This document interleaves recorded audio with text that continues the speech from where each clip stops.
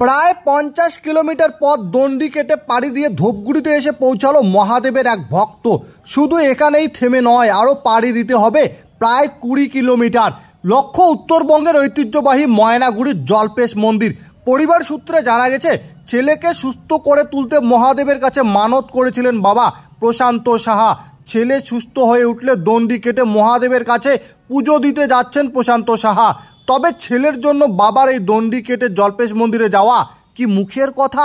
ফালাকাটা থানার অন্তর্গত সাতপুকুরিয়ার বাসিন্দা, পেশায় মুদি ব্যবসায়ী প্রশান্ত সাহা। গত বছর খেলতে খেলতে গরম জলের মধ্যে পড়ে গিয়েছিল 1.5 বছরের সন্তান। অবস্থা খুব খারাপ ছিল। শিলিগুড়ি নিয়ে যাবার সময় জল্পেশ বাবার কাছে মানত করেছিলেন ছেলে সুস্থ হয়ে উঠলে দীর্ঘ পথ পাড়ি দেবেন দণ্ডি কেটে। এরপর ছেলে পুরোপুরি সুস্থ হয়ে উঠলে মহাদেবের মানত পূরণ করতে প্রায় 70 কিলোমিটার পথ পাড়ি দিয়ে দণ্ডি কেটে জল্পেশ ধামের লক্ষ্যে বাবা প্রশান্ত সাহা। তাকে সহযোগিতা করছেন পরিবারের সদস্য থেকে এলাকার বাসিন্দারা। দণ্ডি কাটার সময় আত্মীয়রা একটি ম্যাট হাতে এগিয়ে যাচ্ছেন, ওই ম্যাটেই শুয়ে পড়ছেন, আবার দাগ কেটে দাঁড়িয়ে পড়ছেন। তবে সমস্ত কিছুই নিয়ম নিষ্ঠা মেনেই বাইরের খাবার না খেয়ে বাড়ি থেকে খাবার তৈরি করে তাকে পৌঁছে দিয়ে যাচ্ছেন বাড়ির লোকেরা। প্রশান্তর এমন কঠিন ব্রতে রাস্তায় তাকে দেখতে অসংখ্য মানুষের ভিড়। দাদা, আপনি কোথা থেকে আসছেন? হঠাৎ করে কি জন্য আপনি দণ্ডি কেটে বাবার মন্দিরে যাচ্ছেন? হঠাৎ করে বলতে কি, আমার ছেলেটা হঠাৎ করে লক্ষ্মী পূজায় অ্যাক্সিডেন্ট হয়েছিল গরম জল। সেই কারণে যখন নিয়ে যাচ্ছি তখন অটোমেটিক যখন জল্পেশ যাচ্ছি তখন জল্পেশ মন্দিরের সামনে যাওয়ার পরে মানসিক করি যে আমি যদি ছেলেটা আবার ভালো হয় তাহলে আমি শ্রাবণ মাসে গন্ডি কেটে, বাড়ির থেকে গন্ডি কেটে জল্পেশ মন্দির পর্যন্ত যাবো। আচ্ছা, রোজ দিনই কি আপনি এভাবে দণ্ডি কাটছেন? কত কিলোমিটার রাস্তা আপনি মোট দণ্ডি কেটে যাচ্ছেন? প্রত্যেকদিন 6.5-7 কিলোমিটার। মানে পুরো রাস্তায় আপনি দণ্ডি কেটে যাবেন। আপনার নাম কি? পেশায়? ধন্যবাদ। দূর দণ্ডি কেটে যাচ্ছেন এবং বিস্তারিতটা কি আছে যদি একটু বলেন। দেখুন, আমার পাশেই ওনার বাড়ি এবং আমার ক্লাবেরও মেম্বার প্রশান্ত সাহা। উনি গত সরস্বতী পূজার দিন, লক্ষ্মী পূজার দিন ওনার একটা বাচ্চা, খুব ছোট বয়স ছিল, কত বছর? 1.5 বছরের বাচ্চা জলে একদম ফুটন্ত জলে পড়ে যায় এবং একদম ছানা বড়ার মতো হয়ে যায় সারা শরীর।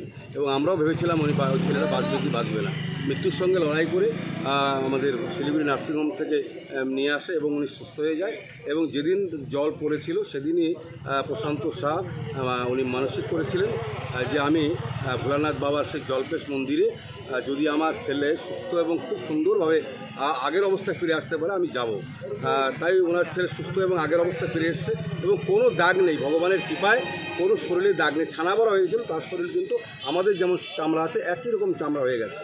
তাই তিনি মানসিক করেছিলেন, সেই মানসিকটা সফল করবার জন্য এবং যিনি ভগবানের কাছে অর্পণ করবার জন্য বাড়ি 5 মাইল থেকে 60 কিলোমিটার তিনি দণ্ডি কেটে পৌঁছাবেন জল্পেশ মন্দিরে এবং সেখানে গিয়ে পুজো দেবেন। ছেলে যখন জলে পড়ে গেছিলেন তখন বয়স কত ছিল? 1.5 বছর বয়স। এখন 2-2.5 বছরের কাছাকাছি, 2 বছর পার হয়ে গেছে। কত পার্সেন্ট পুড়েছিল? প্রায় 90% পড়ে গেছে। তারপরেও বেঁচে গেছে এবং শুধু বাঁচেনি, চামড়াটা আমাদের বললাম তো, চামড়াটা যেমন চামড়া তেমন হয়ে গেছে এবং খুব সুন্দরভাবে এখন হাঁটা চলা আগের মতোই করছে, আর পরিষ্কার একদম এখন হয়ে আছে। তাই আমরাও সবাই আজকে এসেছি আমাদের এলাকার থেকে একটু ওর সাথে হাঁটে, আমরাও একটু হাঁটবো এবং যাতে উৎসাহ পায়। খুব পরিশ্রমের মধ্য দিয়ে গেছে, চলে গেছে পাটা, এখন খুব ক্লান্ত। আমরাও ভগবানের কাছে কামনা করছি উনি যেন ওনার যে মানসিক আশা সেই যিনি অর্পণ করবেন জল্পেশে, উনি যেন সুস্থভাবে সেখানে পৌঁছে তার মনের আশাটা পূর্ণ করতে পারে এবং জল্পেশ মন্দিরে পুজো দিয়ে সুস্থ শরীরে ঘিরে ফিরতে পারে, এই আশা আমরা রাখছি। প্রতিদিন কত কিলোমিটার উনি দণ্ডি কাটছেন? 7 থেকে 8 কিলোমিটার উনি দণ্ডি কাটছেন। কবে রওনা দিয়েছিলেন এবং কবে পৌঁছবেন? শুক্রবার রওনা দিয়েছিলেন। এখন যতদূর পৌঁছানোর যায় সেভাবে উনি 10 দিনে আমরা পৌঁছানোর চিন্তা করেছিলাম, হয়তো হবে না, 11 দিন লেগে যায়। আপনার নাম এবং পরিচয়টা? আমি সঞ্জয় দাস, ফালাকাটা ব্লক তৃণমূল কংগ্রেসের সভাপতি এবং আমার একটা ক্লাবও আছে, এই যে আসছে সেই ক্লাবেরও আমার মেম্বার এবং আমি আমার পার্টির সদস্য। ওনার সাথে আর কারা কারা চলছেন? ওনার সাথে ওনার মা আছেন, ওনার কাকা, ওনার বন্ধু বান্ধব যারা আছেন সকলে এসছে এবং প্রতিদিন ধারাবাহিকভাবে আমাদের ওখান থেকে 10-12 জন করে এসছে। আজকে আমরা আসছি, কালকে আরেকটা টিম আসবে, এইভাবে এসে ওর সঙ্গেই আমরা যাচ্ছি যাতে একটু বাতাসটা হাওয়া টাওয়া দেওয়া যায় এবং যাতে মনে উৎসাহ আরও পায়। প্রতিদিন ধারাবাহিকভাবে 10-15 জন করে আমরা এইভাবে আসছি।